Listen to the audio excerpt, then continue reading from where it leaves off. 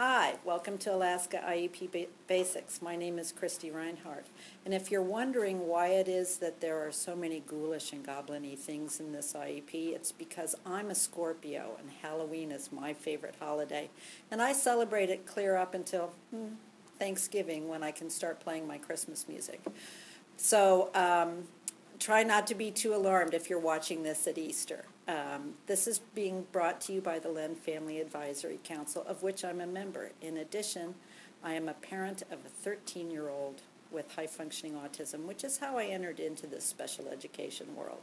I am also staff for the Governor's Council on Disabilities and Special Education for the Education and the Early Intervention Committees.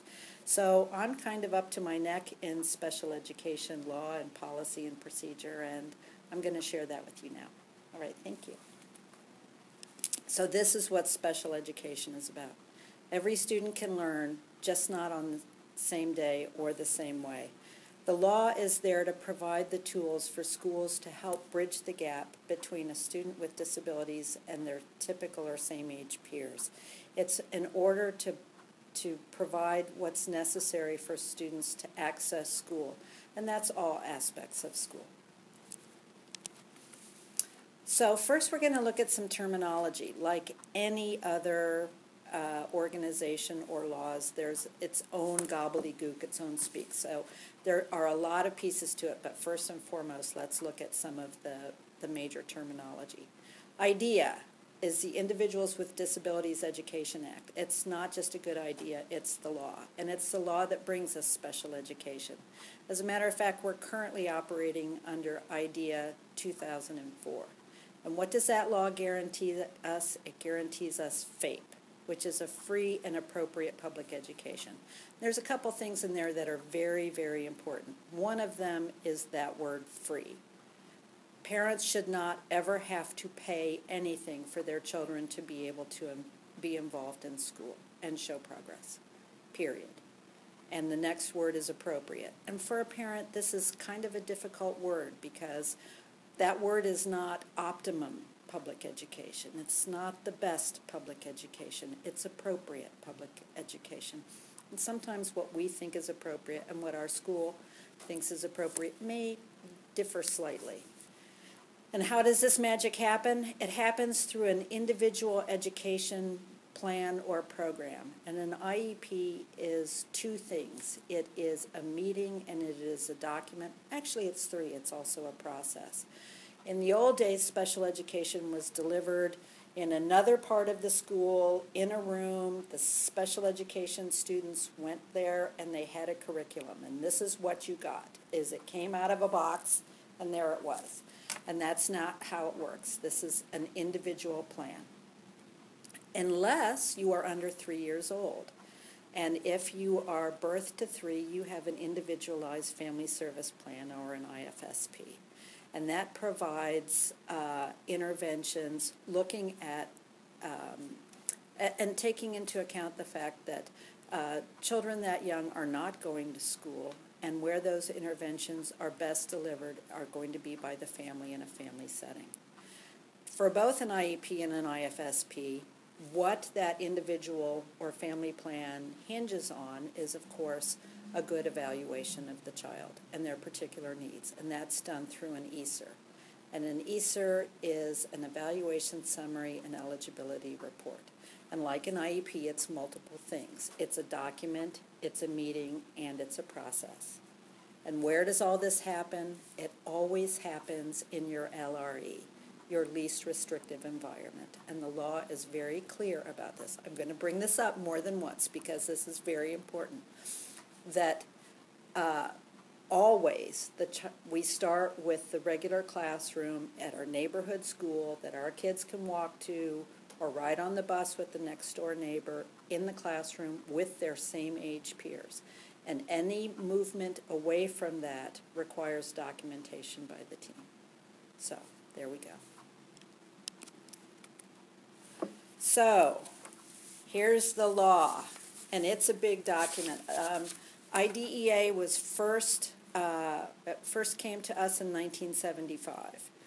It's been updated in 2004, again in 2006, and The Part C part for birth to 3 was updated in 2011. We're currently waiting for there to be another update. The original plan was for IDEA to be updated every 4 or 5 years. Not happening so much, but this is the federal law, and it's formally called the Individuals with Disabilities Education Improvement Act. And if you happen to have insomnia and want to look that document up, it's going to be Federal Act PL 108-446 by the 108th Congress. The other part that comes with that, in addition to the law, is there's a very large summary that goes over what a lot of the people who crafted the law really thought, and some of the questions and some of the comments came in when this was put out for public comment. So it's, I find it interesting, but it's a very useful resource. But if we take this massive document and boil it down, this is what we get, this section 1400D. That the law ensures that all children with disabilities have a free and appropriate public education. So that's the inclusion, that's children, all children with disabilities have that FAPE, the free and appropriate public education, that emphasizes special education and related services to meet their unique needs. That's where the IEP comes from. And to prepare them for further education, employment, and independent living. We hope that all kids going through school come out of school able to pursue education, employment, and move out of our homes. But realistically, under the law, the guarantee for kids with disabilities is that IEP goals need to be structured to help provide that for them. It's a bigger picture. It's not just to prepare them for additional math or reading, but for actual real life skills and involvement. All right? So, on to the law. There are 10 steps to special education. I want to be very clear that these steps have to be done in order. This is the way that the law was written. We don't jump around based on convenience. And so here we go. Number 1, the child is identified. 2, there's an evaluation. 3, eligibility. 4, eligibility for services.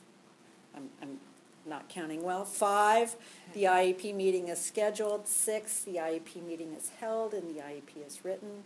7, services are provided. 8, progress is measured.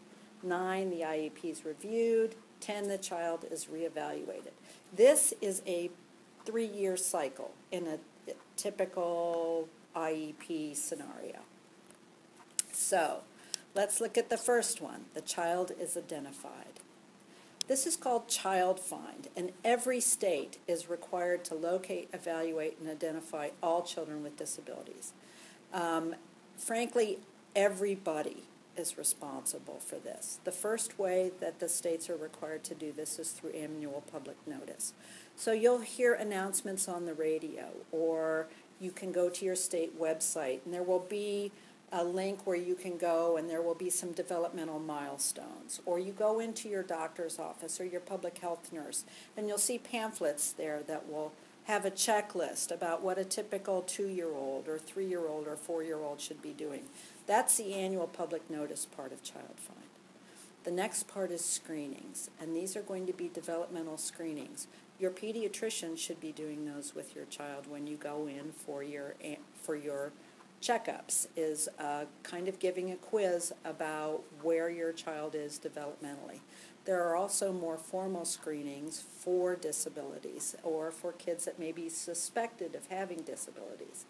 And then the next piece of that is referrals. And this is typically for children that already have documented disabilities. And referrals can come from a wide variety of places. So referrals and requests, as I said, can come from numerous places. Number 1 is that if the child is already in an infant learning program with that IFSP, they will be referred for special education services to the local school district. And the law says that that has to happen within 90 days of their 3rd birthday. So that piece happens within kids that are in a program. After that, referrals can be made by anyone. They can be made by parents, family, friends, doctors, community members. The important thing about a referral is a referral needs to be done in a letter to the school that will outline the concerns of the parent, and any documentation needs to be attached. It does not have to be a dissertation, but it does have to give enough information for there to be for the team to consider. So the parents can make those requests in writing, and there are a number of very good sample letters that are available on disability websites. In particular, the Alaska Disability Law Center on their website has some really good sample letters for requests. Now, there may be pre-referral interventions tried and documented. This is a very small sentence that is talking about a very big process, and that process can be called response to intervention, or RTI, and the state of Alaska has embraced RTI. We've gotten past some of the clunky early years, and it's a lot more seamless, but the idea is that not all children who are struggling in school have disabilities. Life happens to kids too.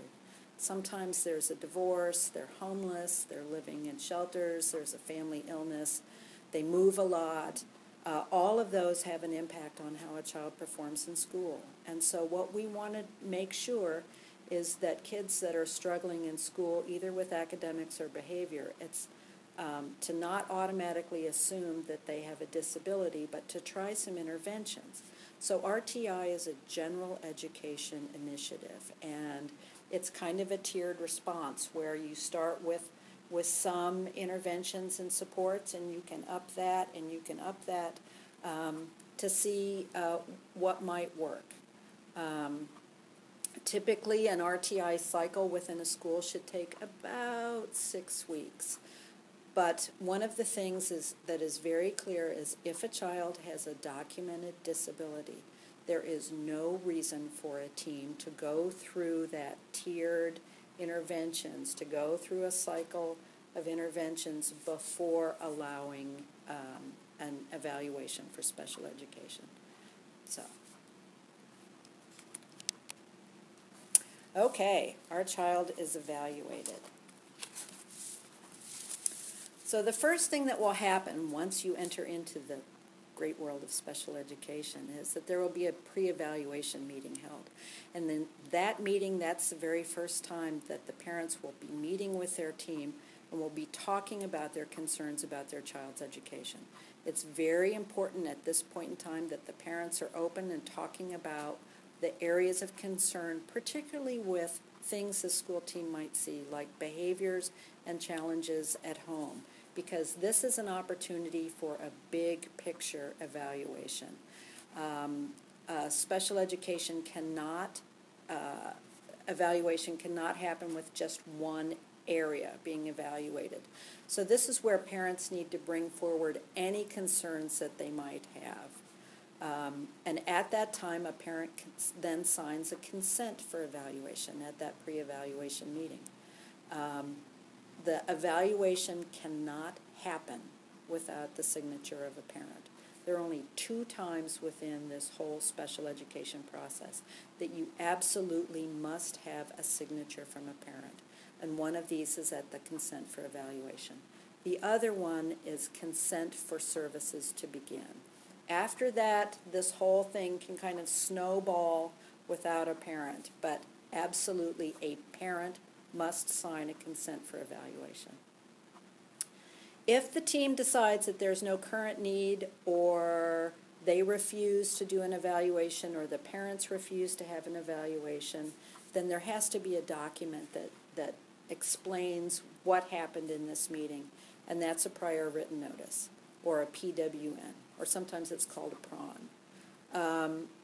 And contrary to that word prior, it does not happen before the meeting. You don't go in and get the notice. It happens prior to whatever a school district will or will not do. And they have to document it in writing, and they have to give it to you within 10 days. A little tip, a lot of schools are not good at using prawns. So you may need to prompt them at the end of your meetings that you need a prior written notice, because this is our legal documentation about what our schools will and won't do. And then the evaluation begins. So, we are talking about what a parent is. This is very important in the state of Alaska. There was a fairly large court case a few years ago brought about by foster parents. The law has been very, very, very clear that parents are natural parents, they're adoptive parents, they're foster parents, they're legal guardians, they're people who are acting as parents. That may be aunts, uncles, friends, grandparents raising kids. And in the absence of one of those types of parents, then the school has to provide an educational surrogate. At one time, a foster parent had to sign an affidavit that said that the child had been with them for 6 weeks and that they intended for them to stay. That is not legal, and foster parents only need to ask to act as the educational parent. So, here we come to the evaluation, and a lot of parents want to know, why is it that we have to do this? Why does my child have to have more tests? We just went to see Dr. So-and-so, or we went to Seattle, and we have this massive evaluation. Why does the school need to do more? Well, what you got from Dr. So-and-so in Seattle was a medical diagnosis. And that was done with a variety of instruments by professionals. What that translates into within your school district is going to be special education eligibility. And we will take that diagnosis and we will take that information and we will use it to inform our special education eligibility. But we have to find out, what does that diagnosis mean within the school? And they go back and forth. Often when you have a diagnosis or evaluation, your psychometrician or your doctor will ask for the IEP because they want that information for how that child is performing in school. So they're not mutually exclusive. Yes, it's a lot of tests and assessments. Yes, you're going to be filling out a lot of forms, but there's two different reasons. So there we go. And who does these evaluations? Number one, it has to be done by trained and knowledgeable personnel. This has been kind of a problem within the state of Alaska. At one point, there was perhaps a little fudging of the law where in rural Alaska, people who were not qualified and knowledgeable personnel were giving assessments. That can't happen. You have to use a variety of reliable and valid instruments. They can't reflect cultural or language barriers. They have to be designed to evaluate not just a child's needs, but also their strengths, and they have to be there to help really guide what the educational program is going to look like. So then eligibility is decided. We've signed our consent, we've filled out a lot of paperwork, our child has gone into a lot of offices and had a lot of tests, and then we have an ESER. And in 90 days, that needs to happen in the state of Alaska. We've gotten permission from the federal government to stretch out the federal law, which is significantly shorter than 90 calendar days. But if we have speech-language pathologists or other highly trained personnel that have to be giving those assessments and evaluations, many times in certain parts of the state, they're only going quarterly. So we've had to present our unique situation to the feds. So currently it's 90 calendar days. And at the end of that 90 calendar days, there needs to be an ESER, an evaluation summary, an eligibility report, and the meeting that goes with that. And I always want for parents to ask for a copy, a draft copy of that ESER within a few days of the school meeting to have an opportunity to look at that and make corrections. And to look and make sure that eligibility has not been decided, because eligibility is a team decision. And who is this team? Well, the law is very clear that number one member of the team is parents. 2 is going to be a general education teacher. And this is a general education teacher that has knowledge of the child, and particularly if the child is older, is the teacher of the subjects that the child might be struggling in. There have been schools in the past that thought that they would have their driver's ed teacher or their coaches come to their IEP meetings rather than the math or language arts teacher, and that's not okay. There needs to be a representative from the school who is qualified to make education decisions. This is someone who can control the money that comes within the school. Typically in an elementary school, that's going to be the principal. In a larger middle or high school, that's going to be a vice principal. And sometimes in a small school district, this will be the director of special education. And then we have to have those that have done the evaluations there to explain the tests. So that occupational therapist that had your child draw a circle on a piece of paper should be sitting at that table at that meeting and showing you the beautiful circle that your child drew and talking about the tests that they gave and asking if you have any questions. There could be other people who share expertise or special knowledge of the child. This could be doctors, particularly if you have a child with a complicated or rare disability. Those people can participate by the phone. They can also participate in a written form. Sometimes the student can be part of the meeting. I think students are an incredible part of an IEP team. My student participates in his IEP. It's his goals, it's his education. We need buy-in from him. But particularly with the ESER meeting, this evaluation meeting, I think that students should not be part of it. And I seriously advise them not being there because we're not talking about what great athletes they are or how wonderful their smile is or how hard they try. We're talking about at these meetings, at the eligibility meeting, how different they are than their same age peer. It's hard for us as parents to listen to, even though we know this. And there's absolutely no reason a student should know how much different they are than the kids around them. So find a sitter and exclude the student from the eligibility meetings. But do bring someone to support you. That could be a friend, it could be your mother, it could be someone from a parent advocacy agency. I sometimes call them handbags and Kleenex. Someone that will be there so that you can focus on the meeting, and also someone so you have another set of ears, because sometimes you will focus on one piece and not see the bigger picture. These can be very emotional. We're talking about our kids, and it's hard to not be emotional as a parent. So you need someone there with you. I mean, I've been doing this for a long time. I've been to hundreds of IEP meetings, and I have to take someone with me to mine. So,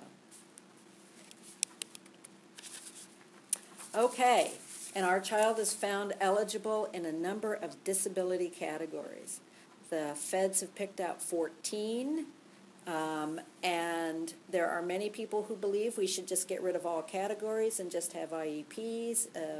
Every child is different. Why should we put them in a category? But the idea is that these categories are the best descriptor for how the child's disability is having an impact on their education. So autism, deafness, dual sensory impairment, which is deaf blindness, early childhood developmental delay. This can go up to your 9th birthday. Officially, early childhood ends when you're at your 9th birthday party. Emotional disturbance. This is also sometimes called SED or severe emotional disturbance. This will be mental health and behavior. Hearing impairment. Multiple disabilities. Multiple disabilities is for kids who have a developmental and a physical disability. This is not someone who has ADHD and may struggle with math. This is for students who have some pretty significant physical and developmental disabilities and may require a large amount of care at school. Cognitive impairment, this was formerly MR, or mental retardation. The state of Alaska changed this 3 years ago. Other health impairment, this is kind of a catch-all category. It was originally developed for kids who were ill, who were undergoing cancer treatment. Cancer treatment gives you cancer brain. You forget. You have poor attention span. You are tired all the time. So other health impairment is the only one of the disability categories in the state of Alaska that requires a diagnosis from a doctor.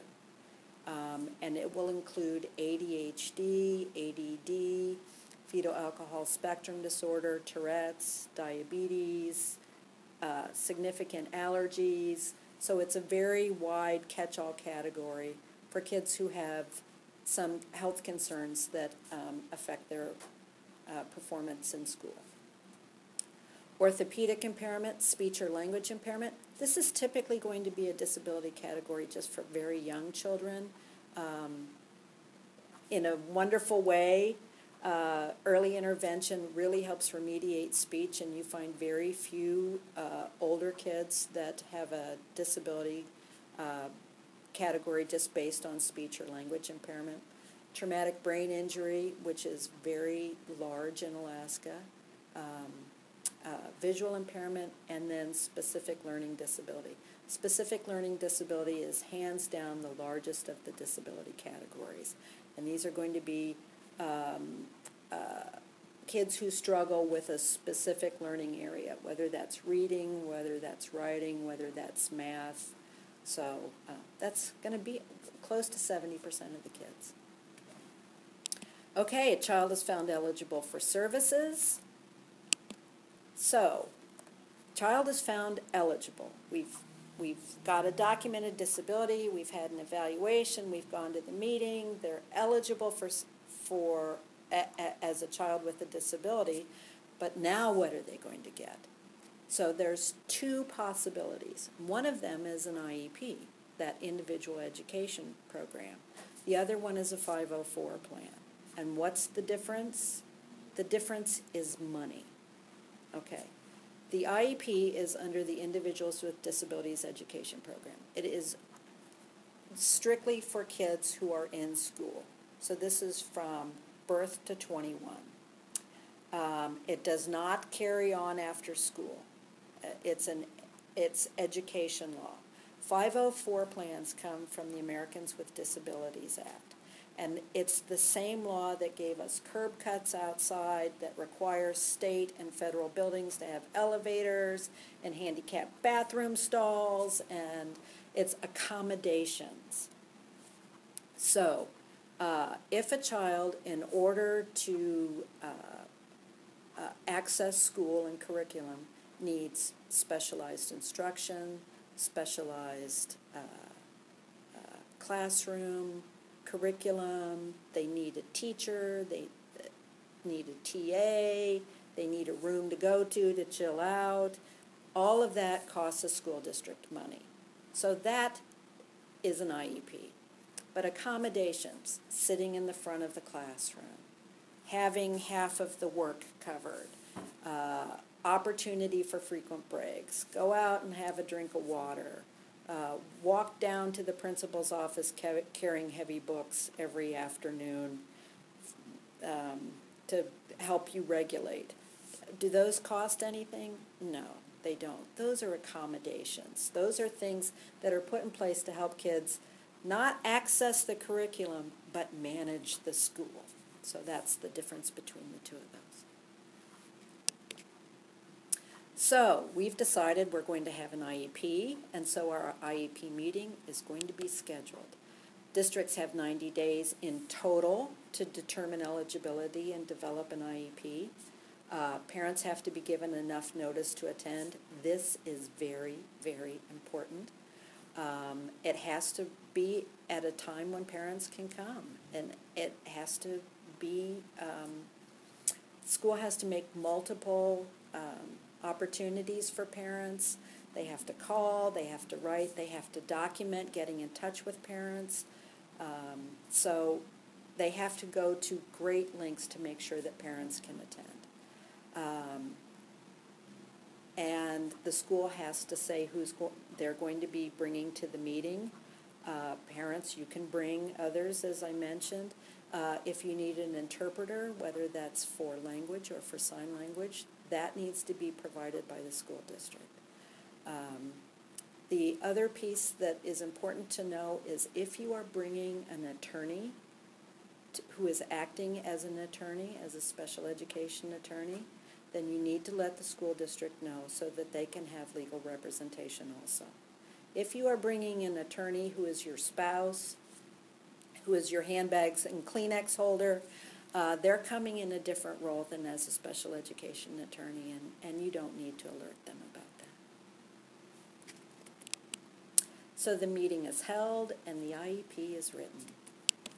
That sounds so simple, doesn't it? But okay, there's some basics for the IEP. We're not going to talk too much about the IEP basics because there are a lot of books, there are a lot of trainings about IEPs, about writing effective IEPs, about writing good IEP goals.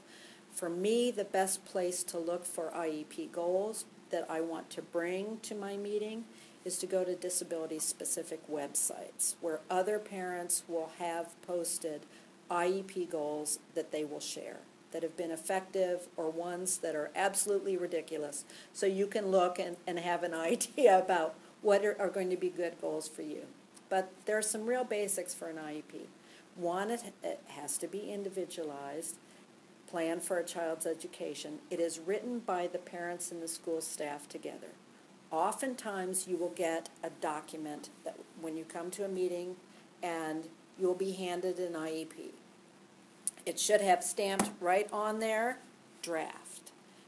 Like the ESER, you should ask for that IEP ahead of time as a draft because this really needs to be collaborative. You're bringing your ideas about what you want for your child's education, and the professionals that work with your child are bringing their ideas. And the team then works together to craft this perfect document that will guide the education. So it's a document and it's a process. And in addition, the IEP needs to be what they call SMART. Needs to be specific, measurable, relevant, and time sensitive. IEP goals need to be very specific about what kind of things need to be happening. For instance, I think the number one IEP goal I've ever seen is paying attention. We want kids to pay, we want everybody around us to pay attention to us. So a specific IEP goal would be in math class, the student will, during instruction, pay attention by acknowledging through a nod 75% of the time, or within the school, or with school personnel. It has to be very specific about what it is that we're looking at. We don't just say we want a child to pay attention 100% of the time. One, that's not possible for anyone to do that. And the other thing is it's not specific. What is it that we want? Are they only not paying attention in one place, at one time, during one activity? What does paying attention look like? And how can we measure it? Is it, do we want them to pay attention half the time? Do we want them to pay attention 3 out of 4 instructional opportunities? What does that look like? Because we are collecting data. It needs to be relevant. For a long time, I saw IEP goals around snow gear. I thought, of all the things that you would want a first grader to do, putting on boots. I mean, really? And then I had someone come to me and say, listen, you're not from here. One, is why you're asking these questions. And 2, you only have one child. If you lived in Fairbanks and had 5 kids, what would be important to you for your child to be able to do? Put on their snow boots. Absolutely. So it's relevant. And it needs to be time sensitive. It needs to be something, typically a goal is for a year. So it needs to be something that we don't want them to, have a understanding of classic languages if they're only in second grade. This may be what we want for our child eventually, but it really needs to be a goal that can be accomplished within about a year. Okay, so what are the components of an IEP now that we know kind of the basics? Like every other special education law, there's some definite procedures, there's some definite pieces. They have to come in this order. First is going to be the present level of academic achievement and functional performance, that thing. The idea of this is it is a statement of how the child is doing right now, what their strengths are, and also what their gaps are. These can be observational. This is a huge place for parents to put in input. The next place is going to be annual goals, and these are going to be kind of the overriding goals we want to have happen in a year. And then underneath of that, there should be at least 2 short-term objectives, and those could be building blocks toward that annual goal. So it could be paying attention half the time and then paying attention 75% of the time. Or it could be reading at 65 words per minute with 60% accuracy and then reading at 80 words per minute with 80% accuracy. So it could be scaffolded, it could be tiered, it could be taking a behavior or a skill and breaking it into pieces. So that's why we want 2 short-term objectives. And then in addition in the IEP, how all of that is going to happen, what kind of supports are necessary, accommodations, instruction, everything to make that happen needs to be put in that document. It's very, very important to understand that if it is not in the IEP, it doesn't exist. No, if it's not in writing, it won't happen. If you wreck your car and you go and you sign a document and say the body shop is going to repair the rear bumper, you cannot come back and be upset because they didn't paint the front end. You entered into a contract with them for the rear bumper. It's the same idea. If it is not in writing in the IEP, it's not going to happen. And we can't blame anyone for it. So then there's related services and then placement, where all of this is going to happen. But wait, there's more. There's how a student will participate in state and district assessments, their participation in regular classroom activities, whether they'll receive a diploma, hours for service and who will provide them. This is a very important part of an IEP. Usually by the time you get to hours for service, people's eyes are rolling back in their heads. But this is really, really, really important because you can't come and say, my child has speech and they're not going to see the speech teacher. And then you look in the IEP and you find out that speech is being delivered in a consult model within the regular classroom. So it's very important because it will specifically say who is going to do it, how often it's going to happen, and where it's going to happen. So then another piece of that is going to be in Alaska, which is going to be the extended school year. You have to have 3 criteria for having school past May. One of those is going to be an emerging skill. The other one is going to be a student with a disability that may lose the skill during the summer. And then the third one is a special circumstance where a lot of that student's personal care is being done in the school setting and the family is not able to meet that child's needs. So the feds did not specifically say what ESY or extended school year would look like. They did tell the states they should set the criteria and that there had to be at least 2. So that's the 3 for Alaska. What else can you put in an IEP? You can put training that you think your staff will need. We've all heard, I've heard numerous times, oh, we know all about fill in the blank. We know all about Asperger's. We know all about Down syndrome. We know all about fetal alcohol spectrum disorder. We know all about, because we had a child with this 3 years ago, or I met a kid once that, or I went to a training 2 summers ago, or something. We want our school staff to have up-to-date disability-specific information. And that training can be done by parents, it can be done by a district, it can be done by a school nurse.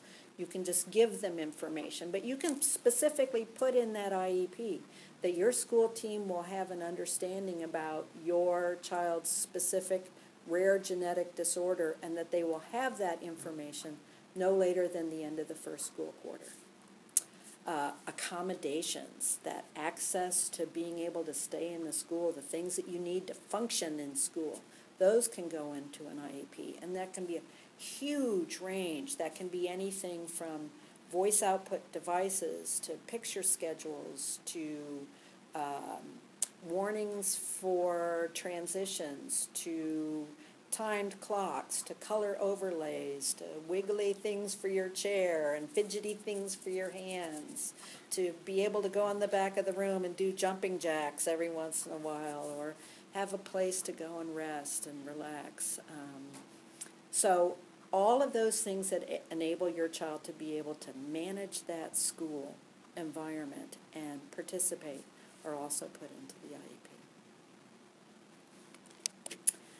And in addition, related services. There are a number of them that we think of right off the bat: audiology, speech-language pathology, occupational therapy, physical therapy, but there are other things. If the IEP specifies that that child, in order to stay in school, needs some counseling, then it's the responsibility of the school district to provide that counseling. There's orientation and mobility, there's medical things, there may be training for parents. A huge piece of this is going to be transportation. This is oftentimes a real stumbling block for kids with disabilities, and I strongly advise that if you're having struggles with transportation, to realize that transportation is a related service. And just like inviting a speech-language pathologist or an occupational therapist to an IEP meeting, you can also invite someone from transportation to come and work out some of those sticky pieces with getting kids to and from school. In addition, that very last one, post-secondary transition, little tiny script here, great big challenge, because we know kids with disabilities are when and if they do graduate, are not showing great outcomes as far as employment and further education. It's a responsibility of the school to plan what that's going to look like. And where it all happens, it's not until we decide what needs to happen, who needs to participate in that, what kind of accommodations are necessary. We look at that big picture, and then we decide where that should be. And there's a continuum of placement. And in some school districts that are K through 12 all in one building, about 26 of the 54 school districts in the state are single school districts. That continuum is unusual, it's out of the box, but there needs to be, a variety of placement. But we always start with our classroom, sitting with our same age peers at our neighborhood school, and every movement away from that has to be documented. That's our child's least restrictive environment. Not only is it the law, it actually became the law way before evidence came and showed that this is best practice. It's good for our kids to be around same age peers to help them model age-appropriate language and behavior, and it's good for those other kids to be around ours. And services are provided when they should be doing that right away, and no later than 10 days. We don't set IEP goals that maybe we'll work on writing next semester. We start working on it right away. And a school can't use a lack of personnel, resources, or any other challenges that they might have. If it's written into that document, it's a legal document. And they can't say, oh gosh, we made this, the team got together, we made this wonderful IEP that will bring this child to the next level in their education. Gosh, if only we could do that. They may think that, but they can't say that out loud, that they don't have the personnel or the money to do it. They're legally required to find a way to make that happen. They may have to work with the family in order to make this happen. They may need to work with outside agencies. But they can't use limited resources as a way of denying that free and appropriate public education. So, don't let them do that. So, I mentioned briefly transition services. Up until your 16th birthday, you won't have transition in your IEP, and then all of a sudden, you'll go to a transition meeting. There will be a whole section in your IEP you never saw before. We are looking in the state of Alaska at dropping that age down to 14, because best practice is that to really start making that planning for adulthood younger and really engaging kids in where do you want to be and where do you want to go. We have a very low rate of graduation of students with disabilities in Alaska. My personal belief, and I'm not the only one, is that a lot of times kids don't see a reason to get a diploma. They don't see what's in it for them. They're not encouraged to participate fully so that they can see and have this other life. So we have to include students, and it has to have appropriate post-secondary goals. It can't just say get a job or join the Army. It has to be very, very specific. This is an IEP, and it's the responsibility of the school to invite those partners that are going to be part of that transition in. And that might be the Division of Voc Rehab, it might be a service provider, it might be the school liaison from AvTech or from UAA or another university, but with bringing these outside partners in to help plan what will happen when that child graduates. So,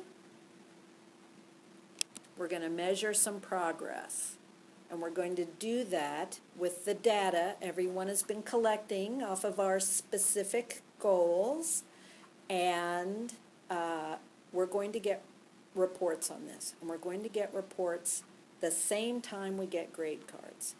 You should be getting grades, and then you should also be getting a quarterly progress report.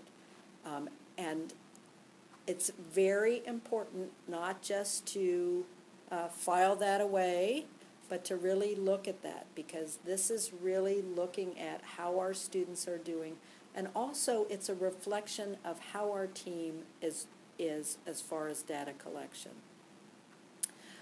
We will see progress reports that will say no progress, but not saying what the child is doing. Or we will not see baseline data that will show that they're only doing it 3 out of 5 days. We have no way of judging whether these interventions, whether these teachers, whether the environment, the accommodations are working unless we have good data. So not everyone likes data. I happen to love data. My team knows I love data. They love showing off to me that they take good data, and then we're all happy. But it's very, very, very important. Progress is measured by measuring. So let's make sure that they are doing that in an appropriate way. The IEP is reviewed. This happens at least annually. At a minimum, to stay in compliance, it has to happen at least once a year. Our schools are monitored, and they will have the Department of Education come in once a year and randomly pull files. And they will look and see that the schools are in compliance. And one of the big things is compliance about IEP being updated regularly. But that does not mean that we only get one IEP meeting a year. It's not like we're issued one IEP and here, use it wisely. There's no limit to how many times an IEP meeting can be held. Typically, it has to be the parent that initiates other IEP meetings. And this is very important because oftentimes we have to be the mouthpiece for our teachers.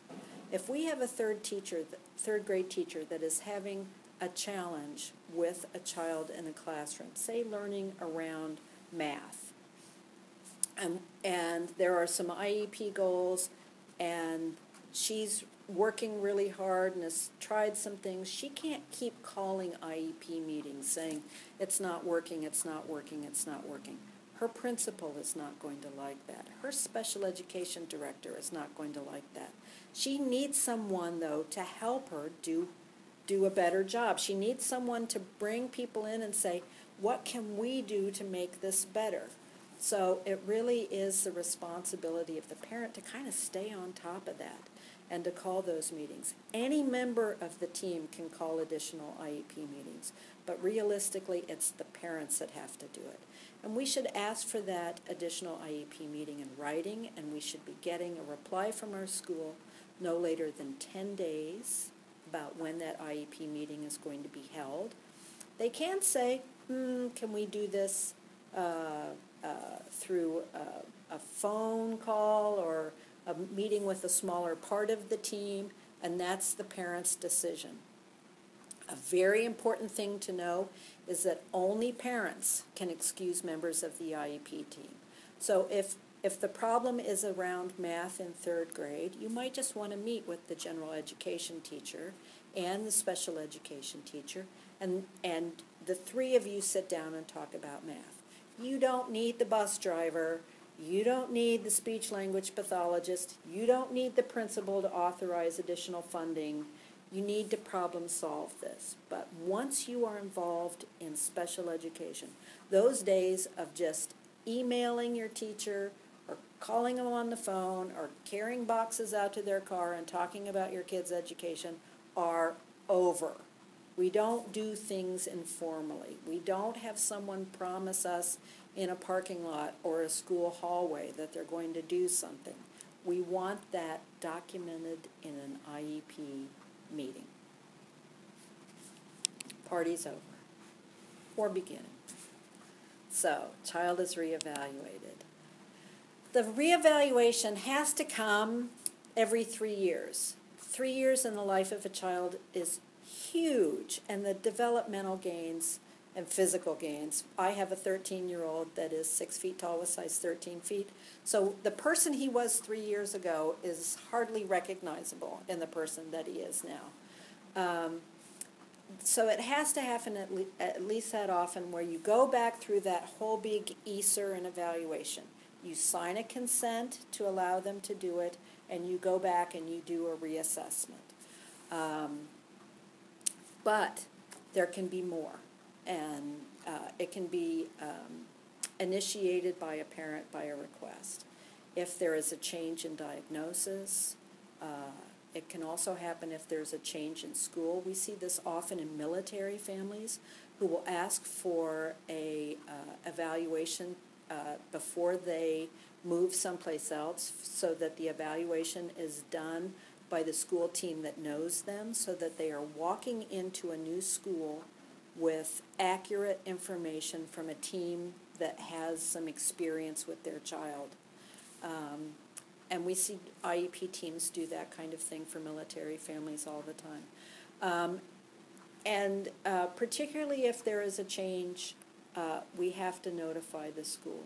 So if we have a student that, say, has had some behavior issues and has had a specific learning disability, and they have a brand new diagnosis of fetal alcohol spectrum disorder, we need to notify the school and we need to reevaluate to see what that looks like. I've seen this happen over and over again. The story that most comes to my mind is the young boy who had an IEP for specific learning disability and slipped and fell on the ice at school and had a traumatic brain injury and then had a major seizure disorder. And between the medication and the injury, it lowered his IQ by 22 points. So he was no longer the same child. So it was necessary to do a whole evaluation again. So some more stuff you need to know. You need to know that you have a lot of rights. The law has given you a lot of rights. And things that if you're not happy about, you have recourse to. I want to be very clear that there's this list of 8 things. This did not just happen on its own. It wasn't that the federal government or the state says, gosh, what can we do to make parents happy?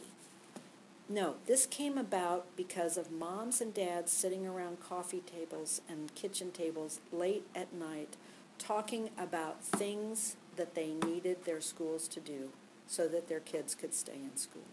It took lawsuits. So just that first one, review of educational record, that was not until 1976. When I graduated from high school, I could not have my educational records, nor could my parents. They were the school's property. It took a number of lawsuits before we had access to that. We are able to review all evaluations and tests. That includes notes. If you're sitting in a meeting and you see someone making notes, those belong to you. You can ask for copies of those if you think that that's important. You have the right to refuse an evaluation. You have a right to turn down special education service. You have a right to say, no, they are not going to go to that school. We're stopping right now while we figure this out. You have a right to be informed of those evaluation results, and if you don't like those results, you have the right to ask for an independent education evaluation. And that independent evaluation education should be paid for by your school district. You have a right to file formal complaints. You have a right to ask for mediated IEP meetings. You have a right to go to mediation. You have a right to request a due process hearing or to appeal that hearing. And you have a right to ask to consent or deny access to any of your child's records. So, this is something I know a little bit about. Behavior and discipline in school. Special education law really looks at a lot of the challenges that students face in school. Of the kids that are suspended and expelled, a bulk of them are going to be students with disabilities and with IEPs. And so the law recognizes that. And one of the pieces of that is the manifestation hearing. No student with an IEP can be suspended for more than 10 days, and that's 10 days cumulative. So that could be 2 days here for one infraction and 3 days here for another. But on day 10, the manifestation hearing needs to be held, where it's a determination about whether the student's disability led to those behaviors. The answer is almost always yes. Yes, it did. But there needs to be that determination. It is at the manifestation hearing, and only at the manifestation hearing, that there would be a discussion about changing the placement of a child because of behavior. Instead, what your school should be doing, instead of talking about kicking them out of school and sending them to a more restrictive environment, is that they need to be doing a functional behavioral assessment, or an FBA, where they look at the behavior, when it happens, how often, what happened before, and then they need to think about a behavior intervention plan, or a BIP. Both of these are parts of an IEP, and specifically for students with challenging behaviors. Some things your school can't do: they can't make your child take medication. They could perhaps The school nurse could suggest that they have seen children that may have had a similar disability who showed benefit from medication, period. They can't tell you that they can't provide services because they don't have the staff. That's not your problem. It's their problem. They can't force you to sign anything on the spot. If you're not ready to sign any of these consents, you tell them that you're not going to do it right then. But you do need to tell them in order to stay in compliance, because those folders are going to come out of those file drawers. You do need to let them know that you will come back and let them know whether you're going to sign a consent within a couple days, and be sure and give them the time frame. They can't conduct evaluations without your consent. They cannot have any meetings without you. And they can't make you go out and listen. So some important things, collaborative teams. Oftentimes parents enter into IEPs with looking at it as being us versus them. Let's look at it more as we're circling wagons around our kids to protect them and to take care of them, and that our team is our support system. Okay, I also look at it as being like a family. Sometimes this is a new family every year, which would not always be a bad thing. For instance, my brother married a woman that nobody in my family cared for. Did we have to be nice to her? Yes. Yes, we did. Did we have to give her a small gift at Christmas? Yes. Yes, we did. Did I have to braid her hair and be her best friend and listen to her horrible problems? No. No, I did not. We didn't have to be close. But why did we get along and give each other token gifts and polite and not fight at the table? It's because of the kids. It's because we had kids, and we wanted our kids to have a great experience. Our kids only get one shot at a childhood. They only get one shot at an education. And it's up to us as parents and members of that team to try and make it the best possible experience. If we're fighting with members of our school team, it's going to have an effect on our kids. So our schools need to respect our cultural values. We need to acknowledge that teachers are professionals. They're not making big bucks. They did not enter into teaching because of glamour. They entered into it because they wanted to make a difference in the life of a child, maybe your child. Sometimes they need to be reminded about why they went to school to do this and the commitment that they made. Everyone needs to use respectful person-first language. Family priorities have to be reflected in that IEP. For instance, my family, snow boots, not such a big deal, but another family, important. We need to be respectful about that. The team needs to understand about the child's disability, and we have a role in helping them with that. We need to make sure that communication is regular and it's respectful. We need to act like a professional. We are in a legal arrangement with another group of professionals. We need to be on time. We need to be polite. We need to document what we're talking about. We need to solve problems in a rational way. And we need to really look at this as a professional collaboration.